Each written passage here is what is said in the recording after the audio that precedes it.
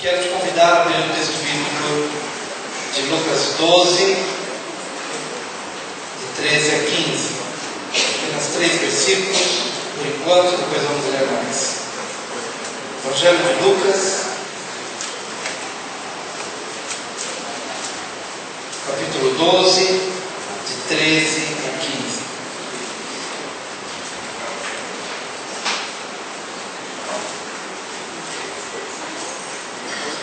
Nesse ponto, um homem que estava no meio da multidão lhe falou: Mestre, ordena a meu irmão que reparta comigo a herança. Mas Jesus lhe respondeu: Homem, quem me constituiu juiz ou partidor entre vós? Então lhe se comendou: Tede cuidado e guardai-vos de toda e qualquer avareza, porque a vida de um homem não consiste na abundância dos bens que ele possui. Amém?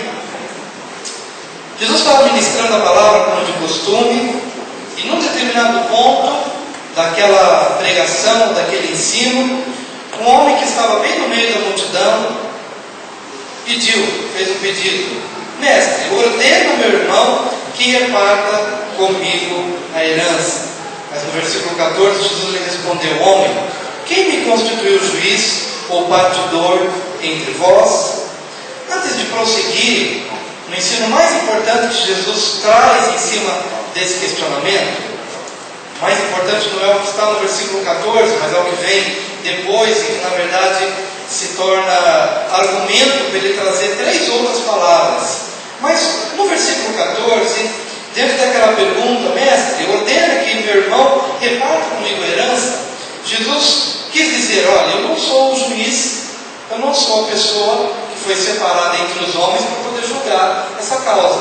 Vocês têm os juízes, vocês têm os advogados, vocês têm os médicos, vocês têm as pessoas que foram levantadas, profissionalmente falando, que foram estabelecidas, que foram instituídas para julgar essas questões. Eu acredito que nesse momento Jesus também nos dá uma introdução para pensar que Deus tem levantado médicos, que Deus tem levantado advogados, que Deus tem levantado juízes, que Deus tem levantado pessoas competentes, pessoas responsáveis, que devem ser procuradas quando viermos a necessitar de algo.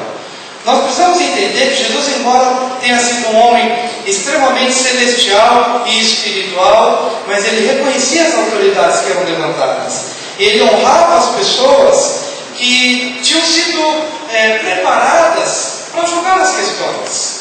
É importante que nós tenhamos isso como introdução na nossa mente, embora esse não é o tema principal, porque Deus tem levantado profissionais, Deus tem instituído pessoas, Deus tem levantado psiquiatras, Deus tem levantado psicólogos, Deus tem levantado médicos, Deus tem levantado autoridades. O Senhor abençoa o prefeito, o Senhor abençoa os vereadores, e o Senhor usa a cada um no seu nível de autoridade para servir ao homem, para nos servir, para servir as famílias. Cabe a cada um de nós apenas pedir discernimento de a quem buscar ou quando buscar, para que não venhamos a correr o risco de sempre espiritualizarmos tantas coisas, de maneira a dizer: bom, eu não preciso de nenhum desses profissionais, porque na verdade Deus é meu juiz, Deus é meu advogado, Deus é meu professor, Deus é meu prefeito, Deus é meu presidente. E é claro que numa instância maior, Deus é tudo.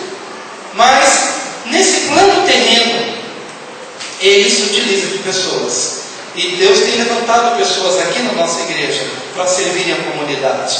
Seja você uma pessoa de autoridade, seja você um advogado segundo o coração de Deus, seja você um médico, sonhe com isso, quer ser um médico que possa servir a comunidade, que possa servir as pessoas, que tenha no coração o desejo de abençoar, de curar, de ser um instrumento, uma ferramenta, um veículo para poder fazer chegar à vida das pessoas aquilo que procede do próprio Deus. Amém? Diga para o seu vizinho: seja uma bênção para a sociedade.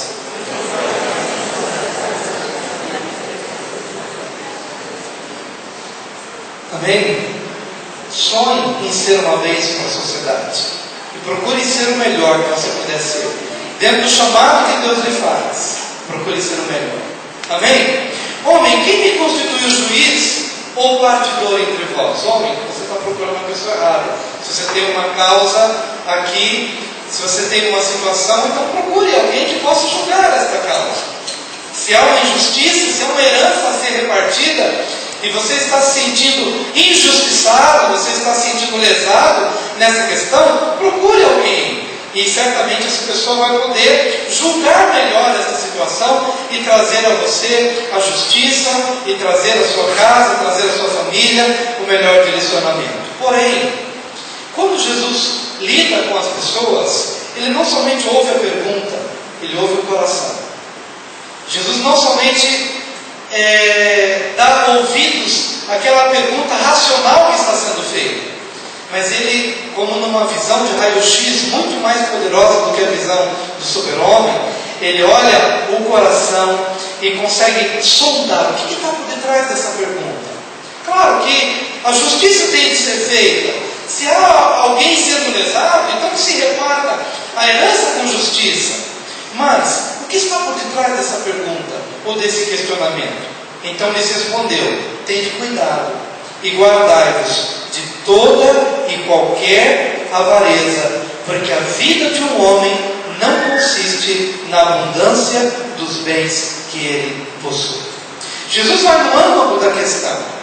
E por mais que aquela situação pudesse ter uma roupagem de uma busca pela justiça, na verdade aquela pergunta ou aquela busca aparente por justiça escondia provavelmente um sentimento ou uma atitude lá do coração perigosa: a avareza, o apego. Manda que reparta comigo os meus bens. Primeiro, Jesus estranhou, porque em meio a uma ministração tão tremenda do capítulo 12, se você pegar o capítulo 12, logo do comecinho, Jesus está falando do fermento dos fariseus, e Ele vai ensinando que as pessoas poderão, os crentes poderão até ser levados dentro da justiça, por amor ao Senhor, por amor à pregação, mas fica tranquilo, porque na hora certa, no abrir da sua boca, o Espírito vai dar a palavra certa para você falar e testemunhar do amor do Senhor. E justamente nesse ponto, ou seja, no momento em que não tinha nada a ver com a pergunta daquele homem, nesse ponto, o homem pergunta: olha, a minha herança, estou sendo lesado. O que Jesus discerniu? Que aquele homem, embora estivesse no meio daquela pregação, mas ele estava longe daquela pregação. É possível que você esteja aqui neste culto, mas com a cabeça na conta que você tem que pagar na segunda. É possível que você esteja aqui neste culto, em meio a uma adoração, uma busca de Deus, mas a tua cabeça esteja rodando a mil, porque as coisas que estão como que com cordas te prendendo e te trazendo para baixo. Jesus olhava aquele homem e o via prisioneiro. Aquele homem era um prisioneiro. Ele era um prisioneiro da terra. Ele era um prisioneiro dos bens. Ele era um prisioneiro da ansiedade. Ele era um prisioneiro dos seus sonhos de conquistas terrenas. E Jesus estava querendo elevá-los e elevar também aquele homem a um patamar de espiritualidade, de céu, de vida eterna, de coisas permanentes, de bens duradouros. Mas na verdade, quando ele olhou para aquele homem era um prisioneiro da preocupação, da ansiedade. É como se Jesus, e olha que era Jesus pregando. Se fosse o pastor Wilson pregando, até que tudo bem, o pessoal às vezes te fala um pouquinho, mas era Jesus pregando, queridos. Era Jesus pregando, e aquele homem estava pensando na sua herança. Você deve estar aqui, seu marido não se converteu ainda, deixe teu marido aos cuidados do Senhor. Ah, mas eu estou preocupado com a salvação do meu marido. Será que você está preocupado com a salvação do seu marido? Ou você está querendo minimizar o teu sofrimento pelo fato deles não serem convertidos ainda? Porque por trás das nossas questões, muitas vezes nós escondemos os nossos reais motivos, as nossas verdadeiras buscas. E foi isso que inquietou o coração de Jesus ao ser interrompido no meio daquela pregação. No que você está pensando, homem? Você está pensando que o senso de justiça deve ser estabelecido? Ok. Então procure o juiz vai julgar direitinho. Mas será que é isso que está no âmago do teu coração? No centro do teu coração? Será que você não tem se deixado levar por isso e tem permitido que a sua vida fique orbitando em torno dessas questões que estão cada vez mais te prendendo? É como se fosse um foguete, né?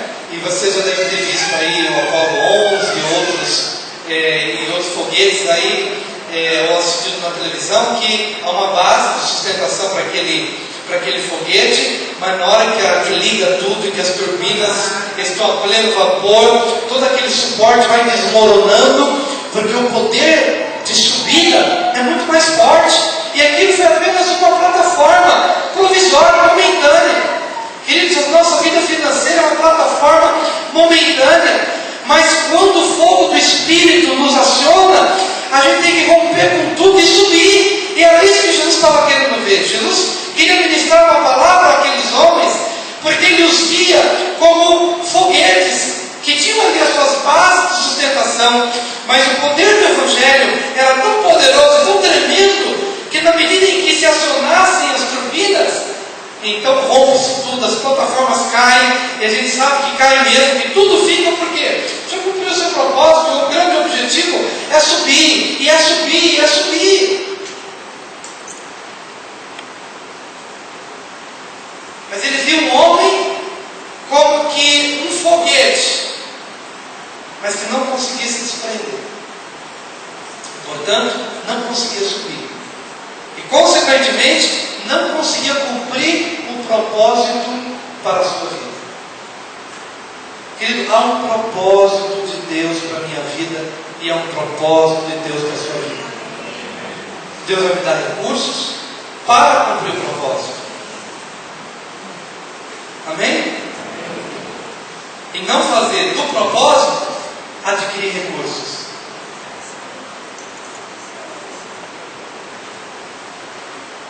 Você está aqui hoje por um propósito. Mas nós precisamos vigiar e tomar cuidado. Homem, tome cuidado. Porque você é como um foguete que tem as suas bases, está preso às bases, e na hora que o foguete está para subir, você está preso. E a visão que a gente tem é justamente isso. É de cordas que estão prendendo. Jesus, uma vez contou uma parábola, a parábola do semeador, que a gente até falou na classe de discipulado pastoral. Aliás, eu quero chamar toda a igreja para a classe de discipulado pastoral, isso é uma bênção, ou na quinta noite, ou no domingo pela manhã.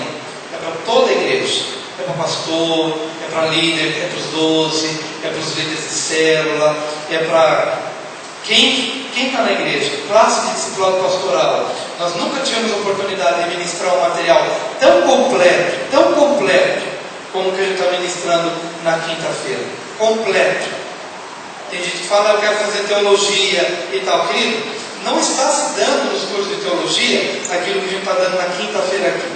Eu posso dizer de cátedra, porque já fiz uma faculdade teológica, já estudei 5 anos, e que afirmo aos irmãos que não estamos estudando nos seminários ou nas faculdades por aí aquilo que a gente tem estudado na quinta-feira, na classe de discipulado pastoral, quinta-feira das 8 às 20 horas. Então eu chamo toda a igreja para participar. E nessa quinta-feira, a gente compartilhando sobre a palavra, Jesus lançou a semente, e a semente, uma caiu à beira do caminho, a outra caiu num terreno rochoso, e outra caiu num terreno espinhoso, e outra caiu num terreno bom.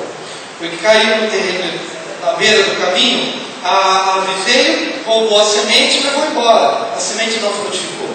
A outra caiu num terreno pedregoso, tinha terra, mas tinha mais pedra do que terra. Então terra era superficial, né? E as raízes não conseguiram se aprofundar, porque tinha muita pedra, muita rocha. E aí bateu o sol, queimou a plantinha. E a outra, a terra por dentro estava boa, mas por fora tinha muito espinho.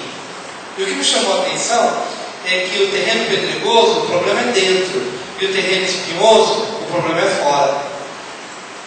O terreno pedregoso é dentro, que impede com que as raízes se aprofundem. Então não vai crescer e não vai frutificar. Mas o outro, dentro até que é bom. Mas quando a sementinha brota e ela começa a querer subir, ela esbarra nos espinhos externos. E os espinhos Jesus os denomina como os cuidados deste mundo e as riquezas. Os espinhos que estão pelo lado de fora representam os cuidados deste mundo e a sedução das riquezas. Ele fala dos espinhos. Esses são os espinhos, os cuidados deste mundo, a ansiedade. E ele vai desenvolvendo isso nos próximos textos e vai dizendo: você está ansioso. Olha, você acabou de conquistar uma coisa, ao invés de você dar glórias a Deus pelo que você conquistou, aquilo para você já não está bom, e você empreende agora uma nova jornada. Eu preciso conquistar uma outra coisa, e você conquistou, não está bom, eu preciso conquistar. Mas é uma conquista para você, não é uma conquista para Deus. Jesus está dizendo que isso se torna um espinho que vai sufocando a tua vida. Vamos ver o que aconteceu logo após, a partir do versículo 16. E lhes proferiu, Lucas 12, 16. E lhes proferiu ainda uma parábola, dizendo: o campo de um homem rico produziu com abundância. E arrazoava consigo mesmo, dizendo: que farei? Pois não tenho onde recolher os meus frutos. E disse: farei isso, destruirei os meus celeiros, reconstruí-los-ei maiores, e aí recolherei todo o meu produto e todos os meus bens. Então direi à minha alma: tens em depósito muitos bens para muitos anos, descansa, come, bebe e regala-te. Mas Deus lhe disse: louco, o insensato, esta noite te pedirão a tua alma, e o que tens preparado para quem será? Assim é o que entesoura para si mesmo e não é rico para com Deus. Até o versículo 16, o campo de um homem rico produziu com abundância. Até o versículo 16, nenhum problema. Diga para o seu vizinho: até o versículo 16, nenhum problema.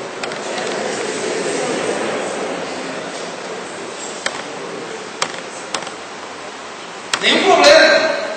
Algum problema do campo de um homem rico produzir com abundância? Não, a gente fica feliz que o campo de um homem rico produz com abundância mais e mais. Abraão era riquíssimo, Deus o havia abençoado, nenhum problema.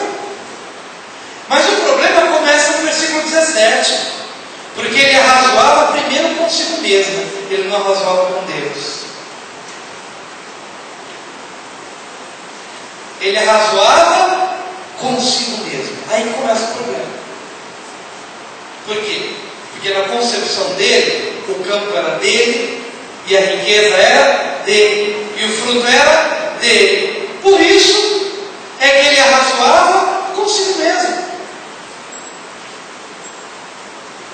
E às vezes a gente faz assim, a gente tem nossos filhos, e a gente pensa assim: bom, eu vou colocar meu filho na escola A ou B, porque afinal de contas é meu filho. E não arrazoamos com Deus. Deus, onde tu queres que meu filho, que é teu, estude? Senhor, o que tu queres que eu faça com a minha empresa, que é tua? Senhor, para onde queres que eu vá, já que sou teu?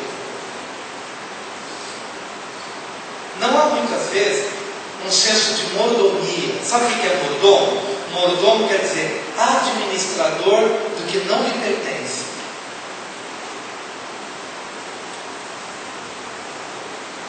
A começar do nosso próprio corpo. Meu corpo não é meu.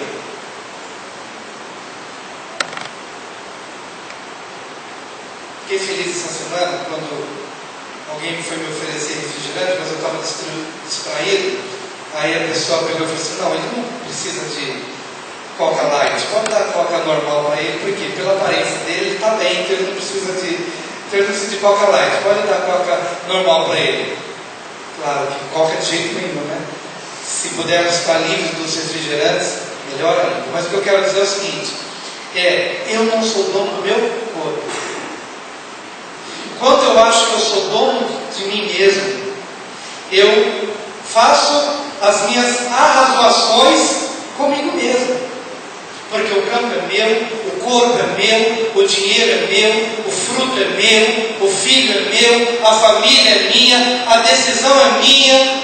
Então o grande problema não está no versículo 16, o campo do homem produziu com abundância, mas está no versículo 17, começa aí, e arrazoava consigo mesmo, dizendo: que farei? Pois não tenho onde recolher os meus frutos. Diga, meus frutos. Olha o problema, se alastrando, os frutos não eram dele, os frutos eram dele como mordomo de uma administração que é de um produto que era de Deus. Meus frutos.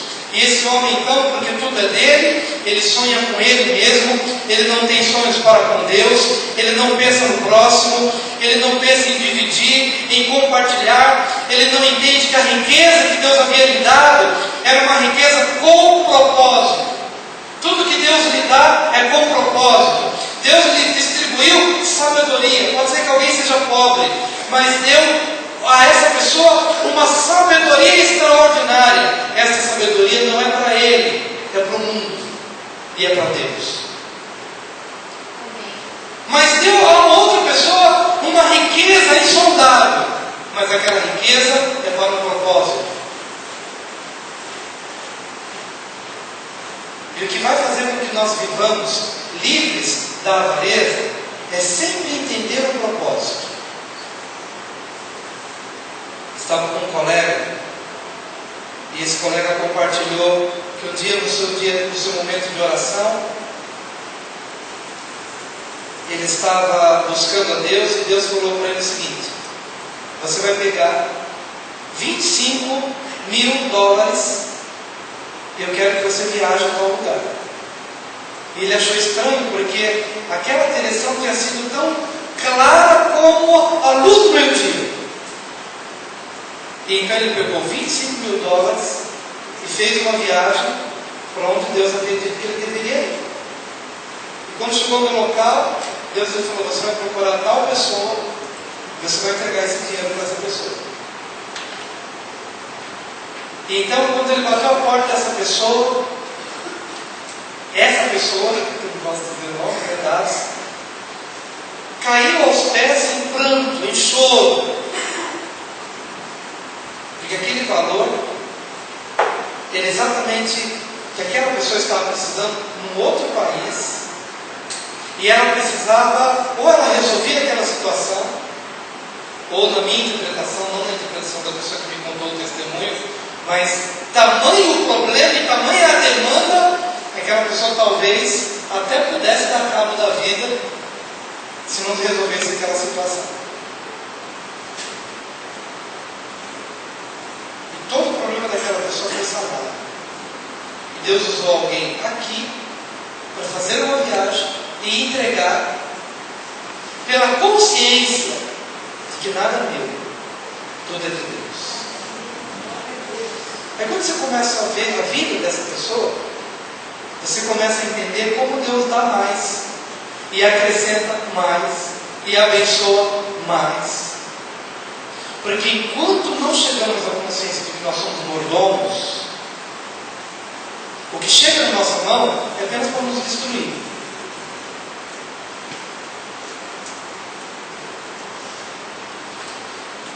Amém, queridos?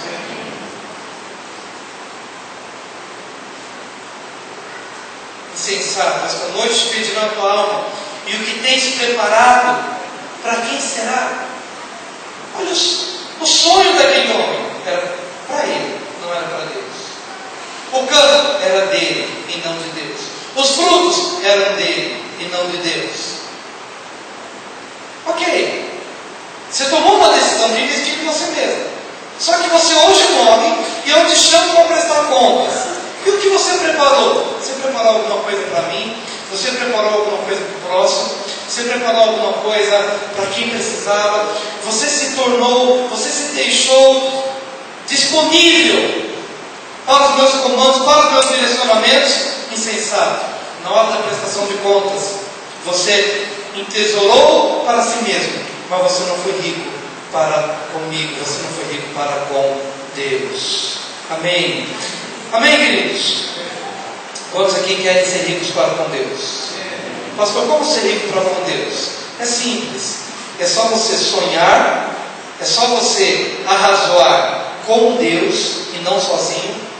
Nunca mais arrazoar nada, sobre nenhuma questão. Nunca mais arrazoar sobre coisa alguma, somente consigo mesmo. Porque você não é senhor nem de um fio de cabelo que você tem. Amém? Entenda que os campos são de Deus, os frutos também.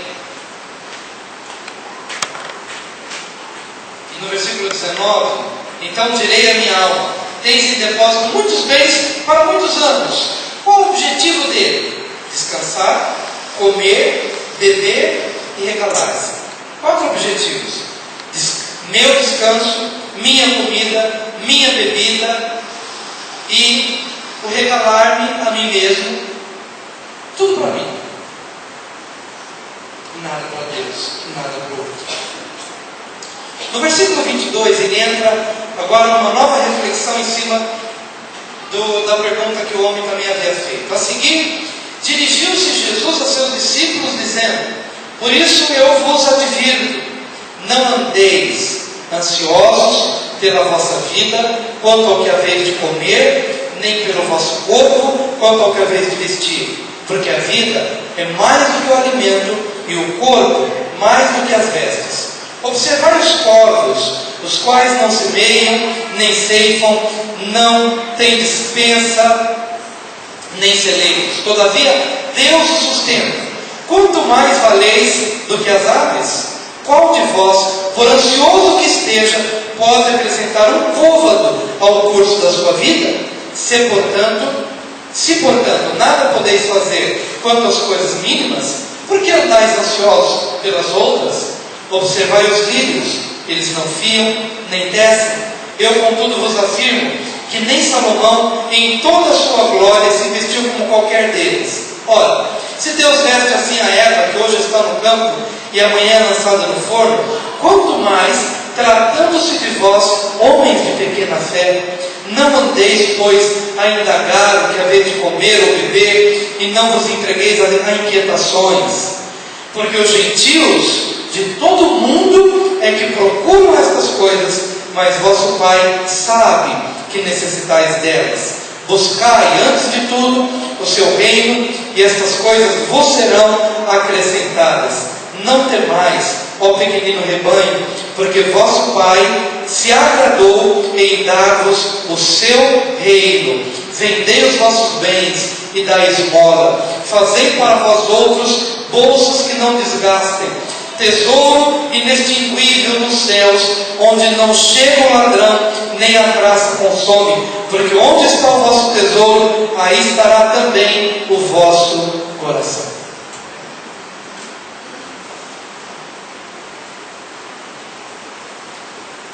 Interessante que nesse momento ele fala sobre a ansiedade.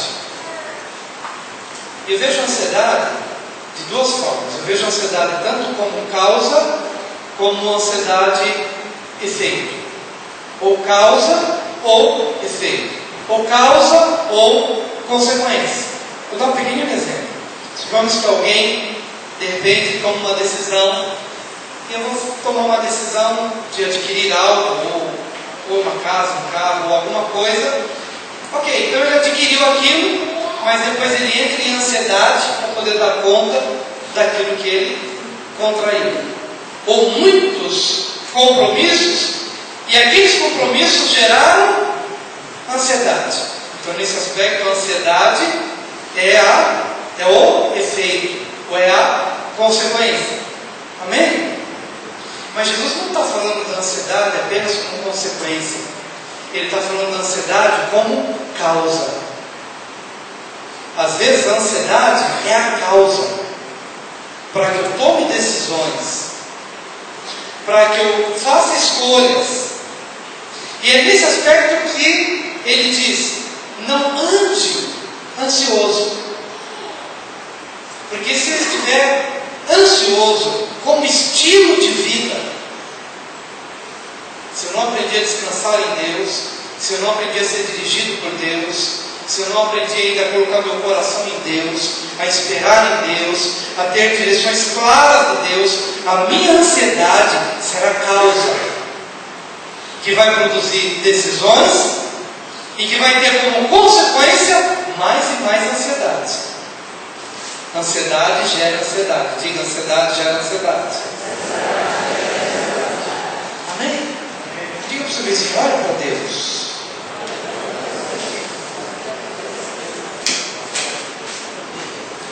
Na primeira parábola, nós temos um homem que vai construindo, mas no segundo ensino, o Senhor quer dizer que Deus quer construir a nosso favor. Será que a gente conseguiu fazer essa mudança? Ter essa mudança de paradigma na nossa vida? Na primeira passagem, que o homem vai destruindo os campos, os celeiros, para construir maiores, para armazenar mais, é o homem trabalhando, mas trabalhando para ele.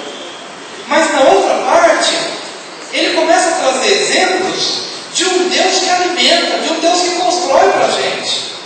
Olha só o que diz o versículo 24: observai os corvos, os quais não semeiam, nem ceifam, não têm despensa, nem celeiros. O homem da primeira parábola tinha tudo isso. Ele semeava, ele colhia, e ele tinha despensa. Não está nada errado em semear, em colher, em ter dispensa. O problema não está aí. Mas ele está dando um exemplo de alguém que não tinha semeadura, não ceifava, não tinha dispensa nem celeiros. Todavia, Deus os sustenta. Posso ouvir um amém? Amém. Será que eu poderia entrar nessa dimensão de descanso? Para que eu possa entender que grande parte da minha ansiedade, que gera decisões e que gera mais ansiedade, poderiam ser cortadas na raiz se eu esperasse em Deus. Deus sustenta o povo. Pastor, não vamos trabalhar? Não estou dizendo isso. Tessalonicenses diz: aquele que não quer trabalhar, que também não coma. Então tem que trabalhar assim. Você deve fazer a sua parte, e o melhor que você deve fazer. Mas se você começar a aprender a razoar primeiro com Deus, Deus vai mostrar para você qual lado do barco você deve lançar redes, como Ele fez com os discípulos, que trabalharam a noite toda e não conseguiram pescar nada. Volta para o mar. Faz aquilo que você está acostumado a fazer. Vai trabalhar, mas agora faz diferente. Vai sobre o meu comando, vai sobre a minha palavra, sobre a minha direção. Começa a colocar os seus pensamentos em harmonia com os meus pensamentos. Deixa eu ser teu Deus. Por incrível que pareça, queridos irmãos, Deus tem nos dado algumas palavras nesse final de semana, e tem mexido bastante com a gente. E o primeiro mandamento bíblico diz o seguinte: não terás outros deuses diante de mim. Pastor, eu já sou evangélico, já sou batizado nas águas. Querido, toma cuidado. Porque a gente pode chegar a uma conclusão na nossa vida que a gente está atrelando a nossa vida a outros deuses, sem perceber. E esse texto nos mostra claramente. Olha para o corvo. Você não está conseguindo ver isso. Você está olhando tanto o teu celeiro, o teu fruto. O que você vai fazer amanhã? Olha para o corvo. Ele não semeia, ele não ceifa, ele não ajunta em celeiro. No entanto, Deus o sustenta.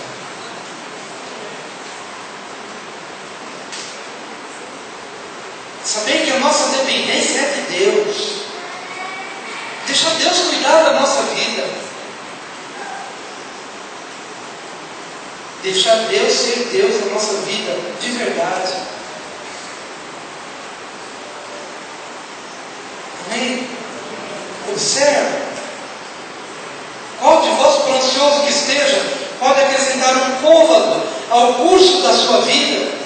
Se, portanto, nada podeis fazer quanto às coisas mínimas, por que andais ansiosos pelas outras? E agora ele nos manda observar outros. Observar os lírios.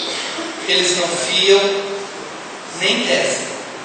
Eu, contudo, vos afirmo que nem Salomão, em toda a sua glória, se vestiu como qualquer deles. Já parou para pensar nisso? Olha os lírios. Com tudo aquilo que Salomão conquistou na sua vida, nunca conseguiu se vestir como o lírio. Quem veste o lírio? Deus que veste o lírio. Quem alimenta o corvo? É Deus que alimenta o corvo. E agora nós nos perguntamos: quem é meu provedor? Quem me sustenta?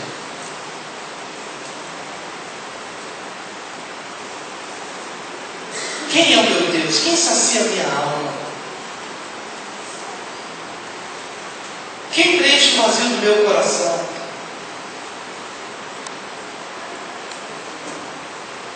Amém? No próprio estudo de família, ouvimos uma palestra à tarde sobre a vida sexual. Por que as pessoas estão buscando tantas coisas diferentes? Porque elas estão ansiosas, porque elas não conseguem saciar o vazio do coração, então eles estão buscando novidades na vida sexual, buscam novidades no dinheiro, buscam novidades nisso e naquilo, porque elas não estão tranquilas. Elas não chegaram a verdadeiramente descansar em Deus e reconhecer em Deus a fonte de alegria, de provisão, de prazer, de paz, de shalom, de realização. Elas não conseguem ter paz. Mas eu pergunto hoje a você, filho de Deus, a você, filha de Deus, será que você chegou ao patamar de paz, de shalom, de descanso? Ou andamos ainda ansiosos por tantas coisas? E sobrecarregados, e amarrados com tantas coisas? Deus quer nos trazer esse livramento de paz. E é por isso que Ele nos manda olhar para os corvos, olhar para os lírios, e também dizer, porque os gentios de todo mundo é que procuram essas coisas, ou seja, aqueles que não estão em aliança com Deus, eles estão correndo atrás. Mas vocês que são filhos, vocês não precisam andar nessa correria, porque vocês têm uma relação com o Deus de Israel. Não vos lanceis estas inquietações. Não temais, ó pequenino rebanho, porque vosso Pai se agradou em dar-vos o seu reino. Aleluia! Será que vocês já podem descansar nessa verdade? Gente, se o Pai se agradou em me dar o reino dele, que é muito mais glorioso do que tudo aquilo que a gente possa vislumbrar neste mundo passageiro e terreno. Por que eu vou gastar os anos da minha vida com aquilo que não é mais importante? É nesse contexto que ele fala: mas buscai, antes de tudo, o seu reino,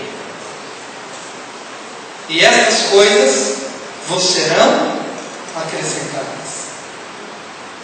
Busque o reino de Deus, busque a presença de Deus, busque os sonhos de Deus. E então Deus vai lhe acrescentar, no devido tempo, todas as demais coisas. Amém? E a última reflexão, já encerrando, apenas citando, no versículo 35: cingido esteja o vosso corpo, e acesas as vossas candeias. Diga: cingido estará o meu corpo. E acesas as minhas candeias. O que ele está dizendo? Esteja pronto, porque o Senhor está vindo. E Ele não quer te ver como um foguete pronto para subir, mas amado pelos cuidados deste mundo, pela sedução das riquezas. Esteja pronto, cingido o vosso corpo e acesas as vossas candeias. Eu creio que nessa hora ele estava pensando no povo que estava saindo do Egito. Olha, coma da Páscoa rapidinho, porque o anjo vai passar meia-noite, e então vai acontecer isso, e vocês vão sair do Egito, e vão para a terra prometida. Mas coma com o corpo cingido, pronto para sair, e as candeias estejam acesas. O que apaga a nossa candeia? O que apaga a nossa candeia? A nossa falta de investimento na candeia. Se eu não trago azeite para acender a candeia, chega uma hora que a candeia se apaga, não tem azeite. Quem traz água azeite sou eu. Eu devo buscar esse azeite todos os dias com Deus. Eu devo perceber quando o vento da amargura sopra sobre a minha velhinha, querendo apagar a minha velhinha. O vento da amargura, puxa vida, a candeia está se apagando, porque a amargura tem passado como um vento impetuoso para apagar a minha candeia. Cuidado, estejam acesas as vossas candeias.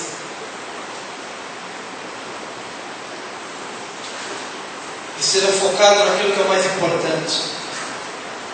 Sede vós semelhantes a homens que esperam pelo seu Senhor ao voltar Ele das festas de casamento, para que, quando vier e bater a porta, logo lhe abra. Logo lhe abra.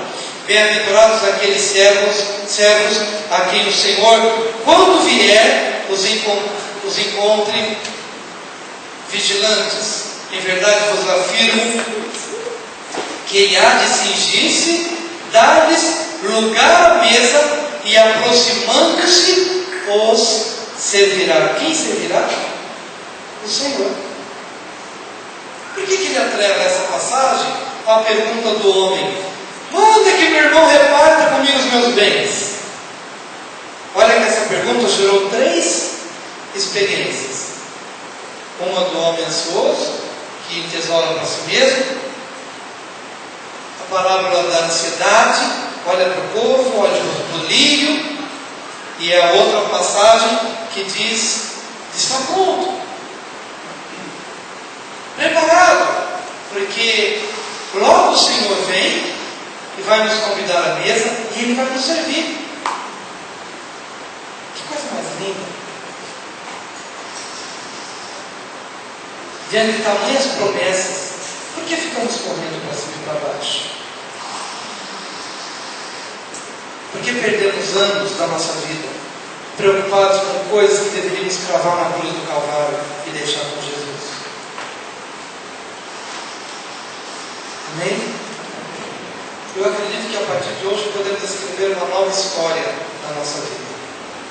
Senhor, eu quero disponibilizar meus bens para o Senhor, minha vida, minhas oportunidades, meus talentos. Eu quero, Senhor, que tudo o que o Senhor tem me dado possa realmente servir a Tua causa e os Teus propósitos, e que a minha vida possa conhecer o propósito bendito para o qual eu nasci. Vamos ficar de pé. Eu convido a você que deseja consagrar a sua vida hoje ao Senhor. Somente você que está percebendo que você está correndo muito, você está ansioso, fatigado com muitas coisas. Venha à frente, sem medo, sem receio. Deus hoje quer fazer algo novo.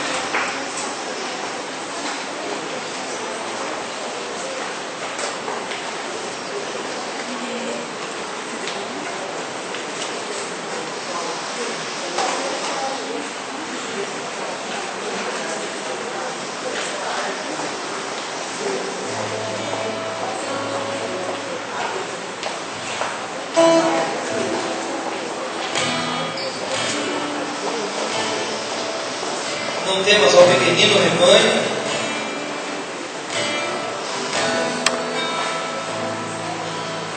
porque vosso Pai se agradou em dar-vos o seu Rei. Dentro de nós tem a dimensão do que isso significa, mas o Espírito dele que habita em nós tem. Então, nessa hora, vamos pedir ao Espírito tem dito, que traga a revelação necessária para a nossa vida.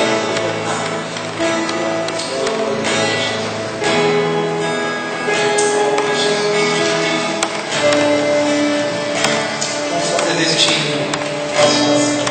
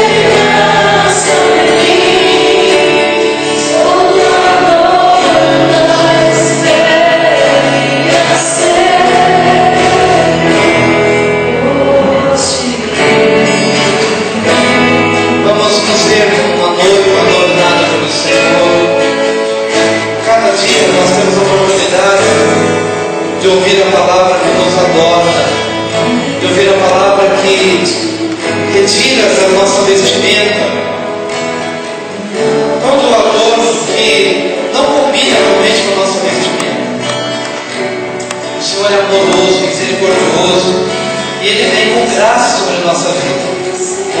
Deixa o Senhor realmente trazer ao teu coração a revelação necessária, que abra os teus olhos acerca de tudo aquilo que está te deixando ansioso, preocupado. Entrega a tua causa agora. Lá em Filipenses 4, versículo 6, a Bíblia diz assim: não andeis ansiosos por coisa alguma, antes em tudo sejam conhecidos diante de Deus os vossos pedidos, por oração e súplica, com ações de graças. E o Deus da paz estará convosco. E a paz de Deus, que excede todo entendimento, guardará os vossos corações e as vossas mentes em Cristo Jesus. Quero agora de você depositar os pés do Senhor na sua inquietação. Queria que você agora, nesse momento, tenha a oportunidade, quero que você tenha a oportunidade agora de verificar diante do Senhor o que está pesando no teu coração. Veja esse peso do teu coração como essas cordas que estão fazendo com que você fique preso a esse mundo, preso à terra. Busque discernimento do Espírito agora.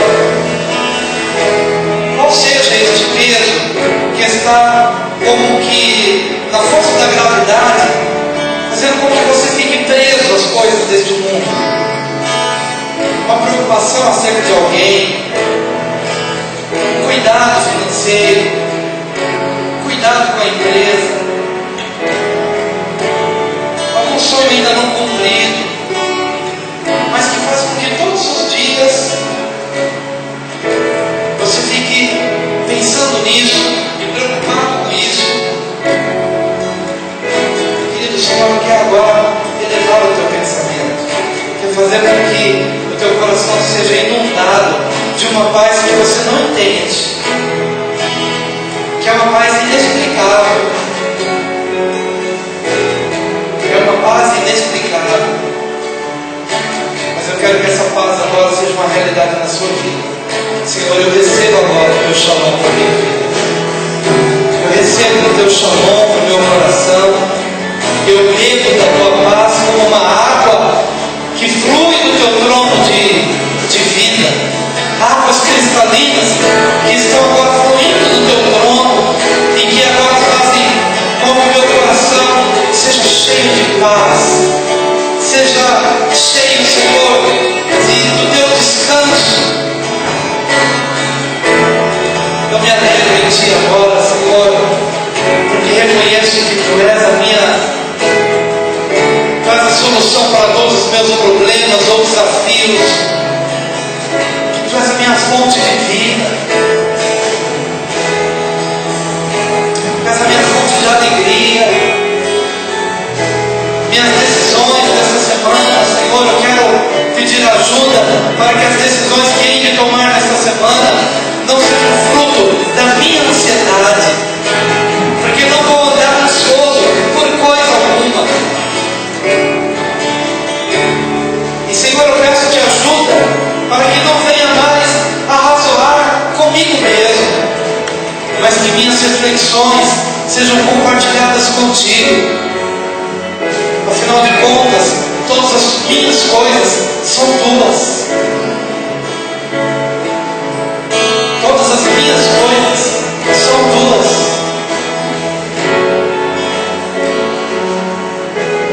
Eu gostaria que nessa hora, se é pela primeira vez ou não, Deus sabe, você sabe, mas eu queria que você chamasse Deus para ser parceiro das suas causas. Quais são as tuas causas? Chame Deus agora, para que você possa razoar com Ele e não sozinho, não consigo mesmo. Pastor, e os meus erros? Deixa Deus participar dos teus erros. Ele não vai pecar com você, Ele não vai errar com você, mas chame Deus para ser parceiro dos teus caminhos, ainda que você tenha errado no passado. Chame-o agora. Talvez você venha descobrir mesmo que a tua ansiedade gerou decisões que geraram ansiedade, ou talvez decisões geraram ansiedade que vão gerar outras decisões. Quebra com esse ciclo agora. Quebra com esse ciclo. Hoje, pelo poder do Evangelho, você pode começar algo novo. Algo novo. Em nome de Jesus. Oh Jesus. Oh Jesus. Oh Jesus.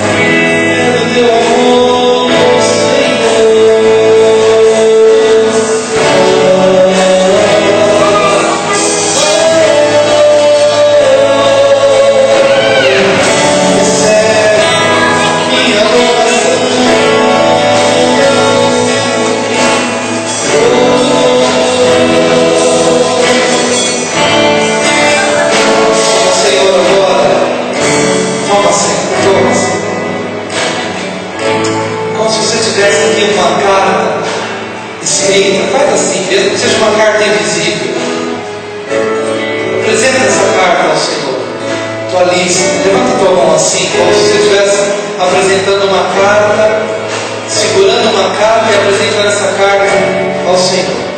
Essa carta é a lista das tuas ansiedades e preocupações, todas alistadas. Oh Jesus, nós apresentamos nossa lista de cuidados, de pesos, de temores. Te apresentamos hoje, Senhor. Te apresentamos hoje, Senhor. Tu conheces todo o nosso coração. Tu vens a nós hoje de uma maneira graciosa e toma da nossa mão essa lista. Então agora você está livre dessa lista. Veja que não tem mais nada na sua mão. Acena para o Senhor. Você está livre de cuidados. Você fez aquilo que o Senhor disse que era para fazer. De todo o teu coração, creia que o Senhor tem cuidado de ti. Obrigado, Senhor. Podemos descansar na tua presença.